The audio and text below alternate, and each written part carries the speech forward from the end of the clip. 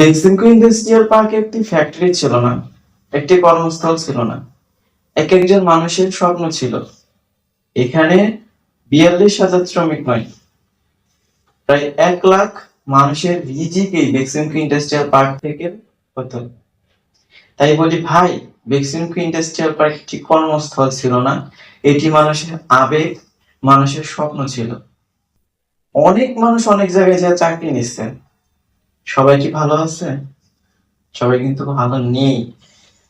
কিছু সংখ্যক মানুষ ভালো আছে, কিছু সংখ্যক মানুষ ভালো নেই, তারা এখনো বেক্সিমকো ইন্ডাস্ট্রিয়াল পার্কের আশায় থাকে।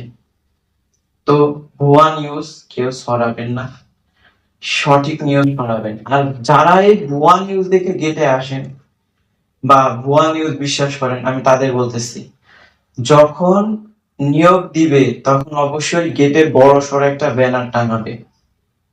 এখনো নিয়োগ দেওয়ার মতো কোনো হয়নি।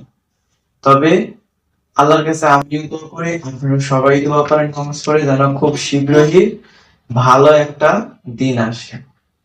খুব শীঘ্রই আমরা যেন বেক্সিমকো ইন্ডাস্ট্রিয়াল পার্কে যেভাবে ডিউটি করছি সেভাবে যেন ডিউটি করতে পারি।